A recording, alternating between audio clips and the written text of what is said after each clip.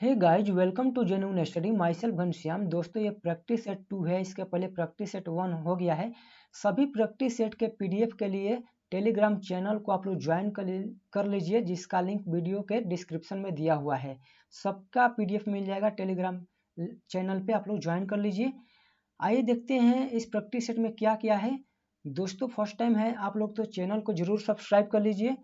इसमें टोटल 50 प्रश्न है, 50 नंबर का, जिसमें से बिहार स्पेशल 8 प्रश्न है, संविधान 8 है, इतिहास 8 है, साइंस 8, भूगोल 6, मैथ 5, करंट अफेयर 5, विविध यानी मिसलेनियस 2 है। दोस्तों, इसमें जनरल का कट ऑफ 35 है। 50 में से जो 35 सवाल कर लेगा उसका तैयारी समझिए कि बहुत अच्छी चल रही है। ओबीसी का 34 है, ईबीसी का 33 है और अदर्स का 32 है। तो इतना आप लोग कर लेंगे, बहुत खुशी होगी मुझे। आप लोग कमेंट कीजिए, कमेंट करके बताइए कि इसका कितना आ रहा है। ठीक है, ये फुल प्रैक्टिस सेट है दोस्तों, और सेक्शनल प्रैक्टिस सेट भी आते रहेंगे, चाहे बिहार स्पेशल हो, संविधान हो, इतिहास हो, साइंस हो, करंट अफेयर्स, भूगोल हो, मैथ हो या कोई भी सब्जेक्ट हो। ठीक है दोस्तों, मैं एक बात बताना चाहता हूँ, आप लोग मैथ जरूर किया कीजिए, मैथ की प्रैक्टिस जरूर करिए आप लोग, क्योंकि बीपीएससी पीटी में 10 मैथ के सवाल आते हैं, उसमें से कम 7-8 करना बहुत जरूरी होता है। अगर आप लोग पीटी क्वालिफाई करना चाहते हैं तो मैथ में से 7-8 तो जरूर करना चाहिए आप लोगों को। 7-8 नहीं, 6 तो हर हाल में करना चाहिए। जो कम से कम 6 प्रश्न कर लेगा, 6-7, तो उसका सिलेक्शन आसानी से होगा। ठीक है, पहला सवाल देखिए और इसका बताइए आंसर क्या होगा। निम्न में से कौन सा भारत के संविधान का संघीय लक्षण नहीं है, बताइए। इसमें से कौन फेडरल फीचर्स नहीं है इंडियन कॉन्स्टिट्यूशन का? इसका आंसर होगा सी, एकल नागरिकता नहीं है। सिंगल सिटीजनशिप जो है भारतीय संविधान का संघीय लक्षण नहीं है, और ए, बी और डी इसका लक्षण है। ठीक है, आंसर सी होगा।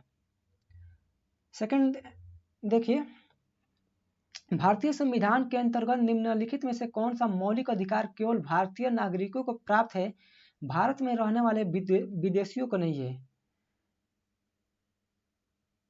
तो ये भारतीय नागरिकों को ए नंबर प्राप्त है, ये भी है, ये भी है और डी भी है। भारतीय नागरिकों को तो सभी फंडामेंटल राइट प्राप्त है, लेकिन कुछ एक्सेप्शन से जो फॉरेनर्स को प्राप्त नहीं है, विदेशियों को प्राप्त नहीं है, जिसमें से क्या नहीं है, ये बी नंबर नहीं है। विचार तथा अभिव्यक्ति की स्वतंत्रता जो है विदेशी नागरिकों को ये प्राप्त नहीं है। ठीक है, इसे आप लोग याद रखिएगा, तो आंसर बी होगा। और इम्पोर्टेंट पॉइंट मैं बताना चाहता हूँ, आर्टिकल 15, इसमें मैं लिख दे रहा हूँ, यहाँ पे नोट कर लीजिएगा। अनुच्छेद 15, ठीक है, अनुच्छेद 15 है, 16 है, 19 है, 29 है और 30 है। 15, 16, 19, 29, 30 जो है ये केवल भारतीयों को प्राप्त है, किसी विदेशी को प्राप्त नहीं है। तो 15, 16, 19, 29, 30 के अंतर्गत क्या क्या आता है आप लोग याद कर लीजिएगा, जो कि केवल भारतीयों को प्राप्त है, विदेशियों को प्राप्त नहीं है। विचार तथा अभिव्यक्ति की स्वतंत्रता 19(1) क में है, जो कि विदेशियों को प्राप्त नहीं है। राइट, चलिए देखते हैं अगला सवाल। संसद में शून्य काल का समय है, बताइए। संसद में शून्य काल का समय है 12 बजे से 1 बजे तक का समय। प्रश्न काल के ठीक बाद का जो समय होता है ना, शून्य काल कहलाता है। निम्नलिखित में से कौन भारत के राष्ट्रपति के निर्वाचन हेतु निर्वाचक के रूप में सम्मिलित नहीं है? तो भारत के राष्ट्रपति के निर्वाचन हेतु कौन सम्मिलित नहीं है? लोकसभा के नामांकित सदस्य, ट्रू। लोकसभा के जो नॉमिनेटेड मेंबर होते हैं राष्ट्रपति के निर्वाचन में भाग नहीं लेते हैं। राज्यों के विधान परिषदों के सदस्य जो है ये भी भाग नहीं लेते हैं। ठीक है, ये भी भाग नहीं लेते हैं, और नॉमिनेटेड सदस्य कोई भी नहीं लेता है, चाहे लोकसभा को हो या राज्यसभा का सदस्य हो, कोई भाग नहीं लेता है। अगर कोई मुख्यमंत्री है और विधान परिषद का सदस्य है तो वो भी वोट नहीं डालेगा। ठीक है, तो इसका आंसर ई हो जाएगा, उपयुक्त में से कोई नहीं, उपयुक्त में से एक से अधिक। राज्यसभा के निर्वाचित सदस्य और राज्यों की विधानसभाओं के निर्वाचित सदस्य निर्वाचन में भाग लेते हैं, लेकिन इसमें पूछा है कौन सम्मिलित नहीं है। 5वां सवाल देखिए, संविधान के किस संशोधन द्वारा केंद्रीय मंत्रियों की संख्या को लोकसभा के कुल संख्याओं के 15% पर सीमित कर दी गई है? तो संविधान की 91वां 91st संशोधन 2003 द्वारा केंद्रीय मंत्रियों की तथा स्टेट में मंत्रियों की, राज्य विधानसभा के मंत्रियों की संख्या को लोकसभा के कुल संख्या के या विधानसभा की कुल संख्या के 15% पे सीमित कर दी गई है। 6 नंबर क्वेश्चन देखिए, भारत के राष्ट्रपति की अनुपस्थिति में यदि उपराष्ट्रपति भी उपस्थित न हो तो राष्ट्रपति की तरह निम्न में से कौन कार्य कर सकता है? बताइए। यदि भारत के राष्ट्रपति अनुपस्थित है और उपराष्ट्रपति भी उपस्थित नहीं है तो राष्ट्रपति की तरह निम्न में से कौन कार्य कर सकता है? भारत का मुख्य न्यायाधीश। ए नंबर आंसर होगा। भारत के राष्ट्रपति को महाभियोग द्वारा हटाने की प्रक्रिया निम्न में से किस अनुच्छेद में वर्णित है? बताइए। आर्टिकल 61 में इम्पीचमेंट ऑफ प्रेसिडेंट है, राष्ट्रपति का महाभियोग। दोस्तों, राष्ट्रपति के महाभियोग के लिए सदन के संसद के किसी भी संसद में महाभियोग के लिए प्रक्रिया स्टार्ट किया जा सकता है, चाहे वो राज्यसभा हो या लोकसभा हो, 14 दिन पहले उसको पूर्व सूचना देकर। ठीक है। 8वां सवाल देखिए, निम्न में से कौन भारतीय संविधान के अंतर्गत मौलिक कर्तव्यों में सम्मिलित नहीं है? बताइए इसका आंसर क्या होगा। बीपीएससी जो है टफ क्वेश्चंस पूछने लगी है संविधान से। फंडामेंटल राइट, इनमें से कौन सा फंडामेंटल राइट नहीं है? तो इसका आंसर है सी, फंडामेंटल राइट नहीं है। ग्राम पंचायतों के गठन में सहायता करना फंडामेंटल, माफ कीजिएगा दोस्तों, फंडामेंटल ड्यूटी, मैं बार बार फंडामेंटल राइट बोल दे रहा हूँ। ठीक है, तो इनमें से कौन मौलिक कर्तव्य नहीं है, फंडामेंटल ड्यूटी नहीं है? तो सी नंबर फंडामेंटल ड्यूटी नहीं है, मौलिक अधिकार नहीं है, और ए, बी और डी है। ठीक है। निम्नलिखित में से किसने Indian society of oriental arts की स्थापना की? आंसर सी होगा, Abanindranath Tagore Indian society of oriental arts की स्थापना की। निम्नलिखित में से किसने भारत में स्वर्ण सिक्कों का प्रचलन नियमित उपयोग के लिए किया था? नियमित उपयोग के लिए विम कैडफिसेस ने स्वर्ण सिक्कों को प्रचलित किया था। निम्नलिखित अभिलेखों में से किसमें अशोक का नामोल्लेख हुआ है? बताइए, इंपॉर्टेंट सवाल।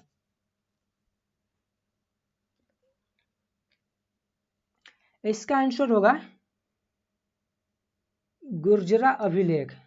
ठीक है दोस्तों, मास्को अभिलेख, गुर्जरा तथा गुर्जरा अभिलेख में भी अशोक के अभिलेख में अशोक के नामों का उल्लेख किया गया। ठीक है, ये हमेशा पूछता रहता है, मास्को कभी पूछता है तो कभी गुर्जरा पूछता है। अगर गुर्जरा में तो अशोक का नाम का उल्लेख है ही, अगर इसमें और ऑप्शन में मास्को भी रहता ना या नेतुर रहता तो उसमें भी अशोक के नाम का उल्लेख है, तो ई हो जाता ऑप्शन। ठीक है, इसे याद रखिएगा।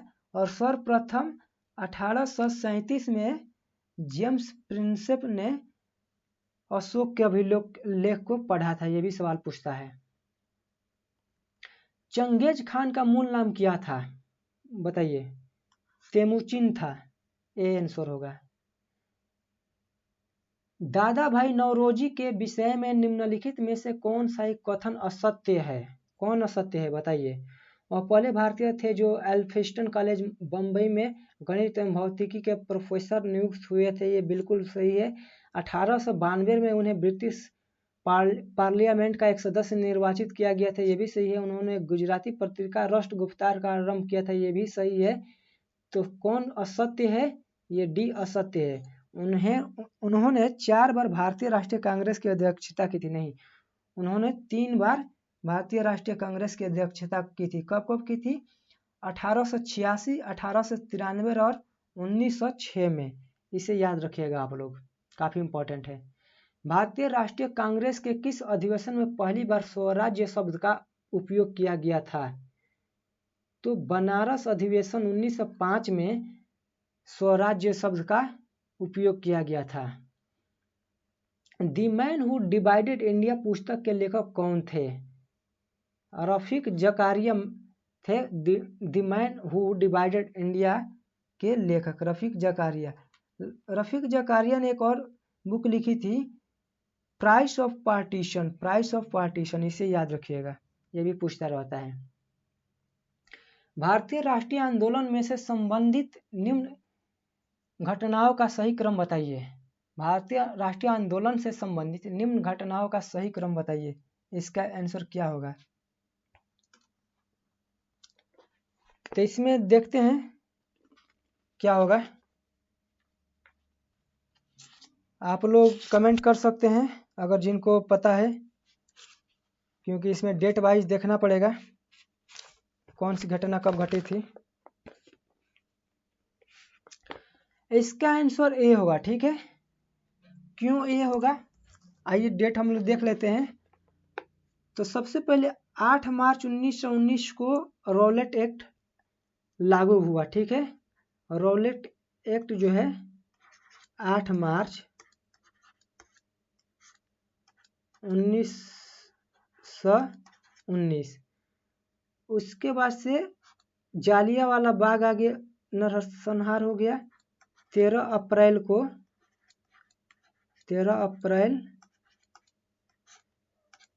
1919 को, ठीक है।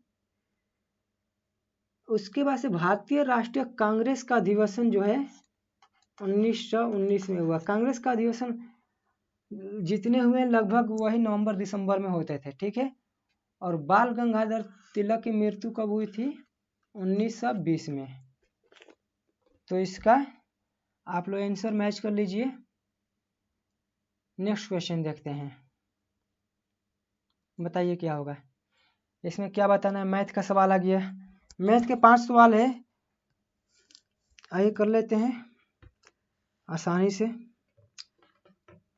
ये सवाल काफ़ी पॉपुलर है, पूछता रहता है।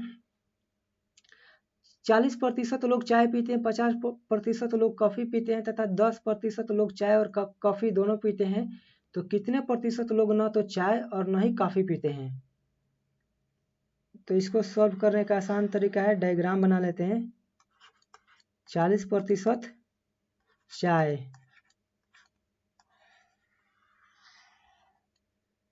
50%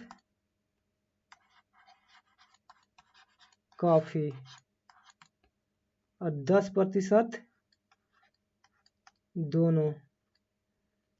तो 40 में से 10 गया 30, 50 में से 10 गया 40, 40 10 50 ये हो जाएगा, 30 10 40, 10 दोनों में कॉमन है ना, इसी को जोड़ लीजिए, आंसर आ जाएगा 30 + 10 + 40 बराबर कितना हो जाएगा? 80 हो जाएगा। 100 में से 80 घटाएंगे, 20% लोग न चाय पीते हैं और न कॉफ़ी पीते हैं।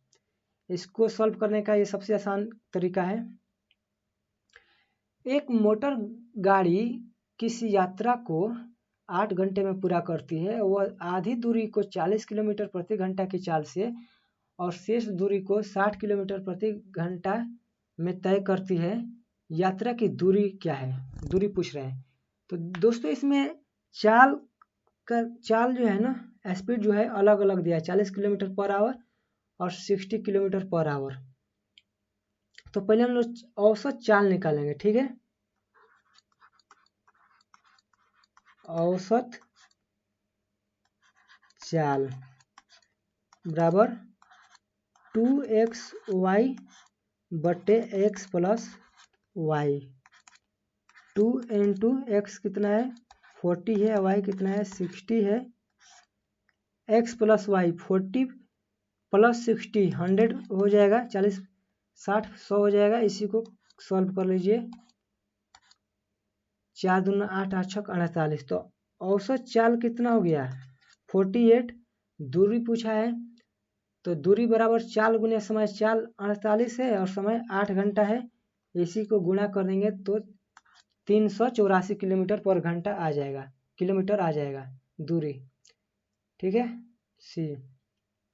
इसे देखिए, 2000 रुपया की धनराशि पर 12% वार्षिक चक्रवृद्धि ब्याज की दर से 6 माह का चक्रवृद्धि ब्याज क्या होगा, जबकि ब्याज की दर त्रैमासिक संयोजित होती है। तो प्रिंसिपल कितना दिया है, प्रिंसिपल 2000 दिया है और इसमें बोला है ब्याज की दर त्रैमासिक, क्वार्टरली होता है। जब भी त्रैमासिक आएगा ना तो दर में क्या करेंगे, 4 से भाग दे देंगे। 12% है तो 4 से भाग देंगे। 4 से क्यों भाग देंगे, क्योंकि साल में 12 महीने में 3 चौके 4 त्रैमासिक होते हैं। तो 4 3 12, दर कितना हो जाएगा, 3% दर हो जाएगा। 6 माह का पूछा है तो 6 माह में समय टी बराबर 6 माह में कितने त्रैमासिक होगा, 2 त्रैमासिक हो जाएगा। तो समय 2 हो जाएगा। अब क्या करेंगे, 2000 में का 3% निकाल लीजिए। ये 20 3 60 हो जाएगा और फिर 60 का फिर 3% निकाल लीजिए, क्योंकि समय 2 है ना तो 2 बार 3% निकालेंगे। ठीक है, 20 3 60, 20 25 100, 3 3 का 9/5 बराबर 9 में 5 से भाग देंगे 1.8 होगा। और चक्रवृद्धि ब्याज निकालने के लिए समय 2 है तो 2 वर्ष का कितना रेशियो होता है, 2:1 होता है। तो 2 से 60 में गुना करिए और 1.8 में 1 से गुना करिए। 60 दूना 120 और 1 में 0.8 में 1 से गुना करेंगे तो 1.8, 120 में 1.8 जोड़ेंगे 1 से 21.8, इसका आंसर हो जाएगा। ठीक है, तो मुझे पूरा उम्मीद है कि आप लोग को समझ में आ गया होगा। दोस्तों शॉर्ट ट्रिक से मैं बता रहा हूँ, ये क्योंकि ये प्रैक्टिस सेट है, मैं पढ़ा नहीं रहा हूँ तो जल्दी जल्दी बता रहा हूँ। ठीक है, हो सकता है किसी को समझ में नहीं आ रहा होगा तो वीडियो का स्पीड आप लोग कम कर लीजिए या बैक जाकर समझ लीजिएगा, एक बार और देख लीजिएगा। ठीक है, ये सवाल देखिए, यदि A/B बराबर 7/9, B/C बराबर 3/5 है तो A/B/C का मान क्या होगा। हमें निकालना है A/B/C। ठीक है, A/B बराबर 7/9।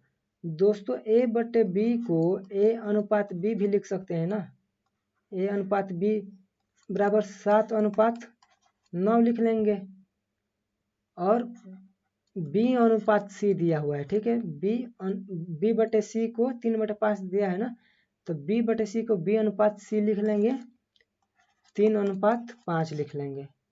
अब बोला ABC का मान क्या होगा, तो A और B, ठीक है, A और B का यहाँ पे दिया 7/9। तो इसमें देखिए ऑप्शन से गो थ्रू ऑप्शन से देखते हैं 7/9 इसमें भी है, इसमें भी है। उसके बाद दिया है B/C 3/9, तो B और C का अनुपात कितना होगा, 3/5। तो इसको काट कर देखते हैं, 3 3 का 9, 3 5 15, 3/5 आ गया। तो A/B का रेशियो 7/9 भी है और 3/5 भी है, तो हमारा आंसर यही हो जाएगा। ये क्वेश्चन इसी तरह लगेगा, ये सबसे शॉर्ट ट्रिक है, छोटा ट्रिक है ऐसे करने का, ऐसे सवाल को ऑप्शन से कीजिएगा कभी भी ऐसा सवाल आए तो। ठीक है, 21 नंबर सवाल देखिए, एक चोर 12 बजे एक कार चुराकर 60 किलोमीटर प्रति घंटा की चाल से भागता है। चोरी का पता 3 बजे चलने पर उसका पीछा 80 किलोमीटर की चाल से किया जाता है, कितने घंटे बाद वह पकड़ लिया जाएगा। ठीक है, तो कितने घंटे बाद पकड़ लिया जाएगा, 12 बजे क्या करता है, चोरी करता है और 3 बजे पता चलता है, यानी कि 3 घंटा वो दूर गाड़ी चला लिया रहता है। तो 3 घंटा वो किस स्पीड से चलता है, 60 किलोमीटर प्रति घंटा से चलता है ना, तो 3 गुणे 60 बराबर 180 किलोमीटर ऑलरेडी दूर वो बाइक चलाकर भाग गया रहता है या कार से चलाकर, चाहे जो चीज़ चलाए, ठीक है, 3 घंटे में 180 किलोमीटर भाग गया रहता है, ठीक है। और ऐसे सवाल कभी भी आए 80 किलोमीटर की चाल से उसका पीछा किया जाता है, तो 80 में से चोर की जो चाल है ना 60 घटा लेंगे, 20 आ जाएगा, और इसी 20 से उसके कुल दूरी में जितना वो दूर भागा रहता है भाग दे देंगे, तो हमारा आंसर 9 घंटा आ जाएगा। ऐसे सवाल को करने का ये सबसे अच्छा ट्रिक है, ऐसे कीजिएगा। मैथ हो गया। अब ये साइंस का सवाल आ गया, बताइए क्या होगा इसमें से। निम्नलिखित में से किसका उपयोग रक्त कैंसर के उपचार में किया जाता है। इसका आंसर होगा फास्फोरस 32 का उपयोग रक्त कैंसर के उपचार में किया जाता है, ठीक है, फास्फोरस 32। इसमें बताइए जिस रूप में पौधे नाइट्रोजन प्राप्त करते हैं वह है नाइट्रेट। इसका आंसर है नाइट्रेट के रूप में पौधे नाइट्रोजन को प्राप्त करते हैं। न्यूक्लियर रिएक्टरों में विमंदक और प्रशीतक दोनों की तरह प्रयुक्त होने वाला पदार्थ बताइए। दोनों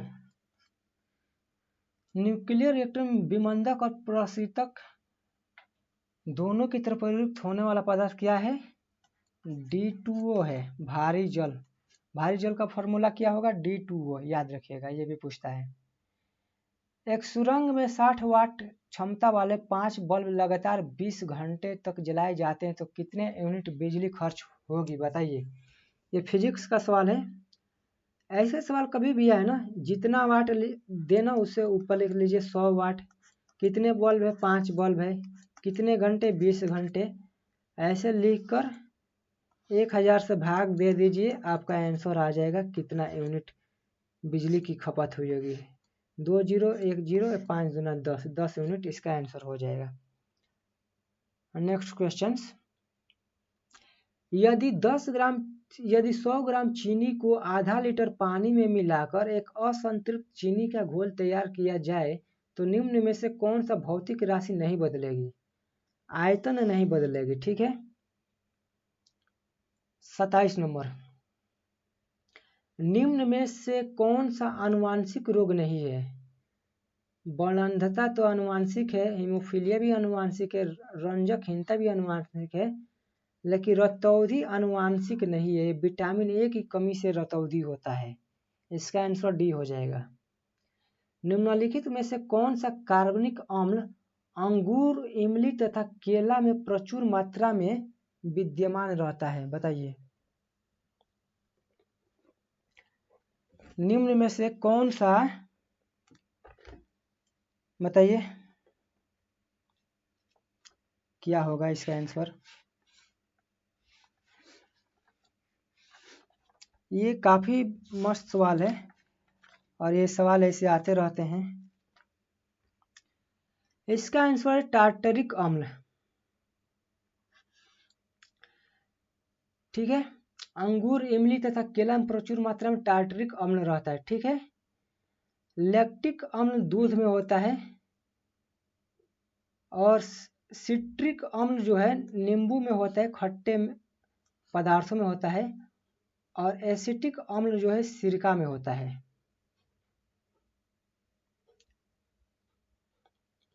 एलपीजी सिलेंडर के रिसाव से उत्पन्न दुर्गंध निम्न में से किसकी होती है। एलपीजी सिलेंडर के रिसाव से जो दुर्गंध आती रहती है वो इथाइल मरकैप्टन की वजह से। 12वीं पंचवर्षीय योजना के दौरान कृषि वानिकी एवं मत्स्य पालन की वृद्धि दर कितना अनुमानित थी। इसका आंसर होगा, बताइए क्या होगा, 4%। विजन 2020 फॉर इंडिया दस्तावेज संबंधित है, किससे है। विजन 2020 फॉर इंडिया दस्तावेज किससे संबंधित है। इसका आंसर होगा आर्थिक विकास से। ऑपरेशन ब्लैकबोर्ड किस वर्ष लॉन्च किया गया था। 1987 में। भारत में जैव विविधता की दृष्टि से धनी स्थान है, क्या होगा बताइए। तो सबसे ज़्यादा जैव विविधता पश्चिमी घाट वेस्टर्न घाट पे होती है, जैव विविधता वहाँ पे है। ग्रीन मफलर किससे संबंधित है? निम्नलिखित में से ग्रीन मफलर किससे संबंधित है? साउंड पॉल्यूशन से, ध्वनि प्रदूषण से। हर घर पानी हर घर सफाई मिशन किस राज्य द्वारा संचालित है? करंट अफेयर का बताइए।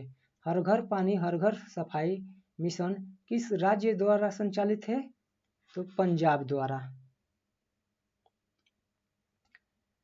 IFR एशिया अवार्ड्स 2021 में किस बैंक को Asian bank of the year award से सम्मानित किया गया? बताइए। Asian bank of the year award से एक्सिस बैंक को सम्मानित किया गया है। शीतकालीन ओलंपिक 2022 का शुभंकर क्या है? शीतकालीन ओलंपिक 2022 का शुभंकर विंग ड्वेन है। ये इंपॉर्टेंट है, पूछ सकता है। इसका बताइए 38वां का 38 क्वेश्चन का आंसर बताइए क्या होगा।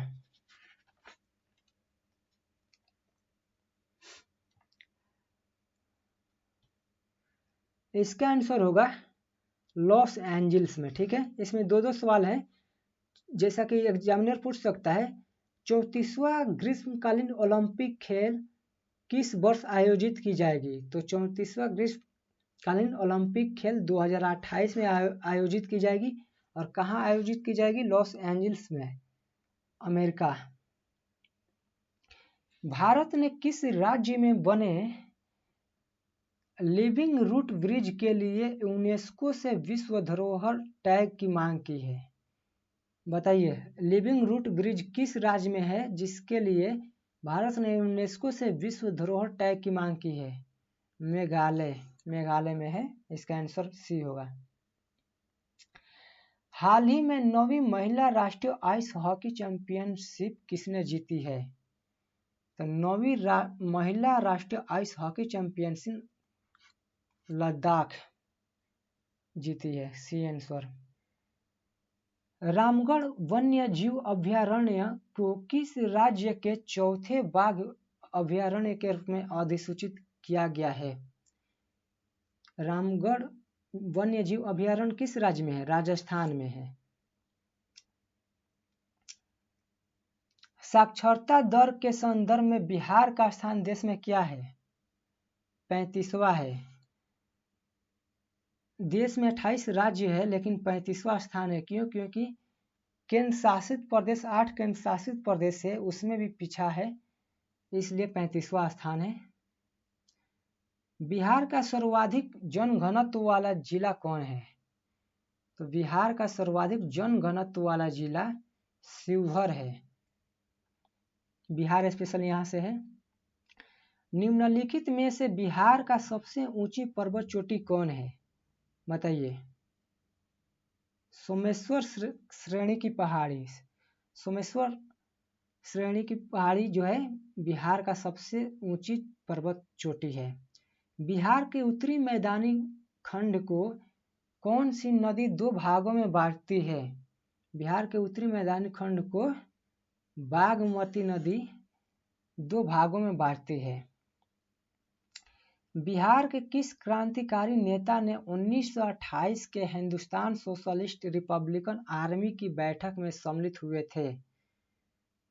फणींद्रनाथ घोष जी, सी नंबर आंसर होगा। बिहार युवक संघ की स्थापना कब हुई? बिहार युवक संघ की स्थापना 1928 में हुई। बिहार के किस जिले में होम रूल का प्रचार नहीं हुआ था? तो बिहार के चंपारण जिले में होम रूल का प्रचार नहीं हुआ था। बिहार प्रांतीय सम्मेलन का पहला अधिवेशन 1908 में कहाँ हुआ था? बिहार प्रांतीय सम्मेलन का पहला अधिवेशन 1908 में पटना में हुआ था। ठीक है। गो हत्या रोकने के लिए बिहार में गो रक्षणी सभाओं का स्थापना कब हुई?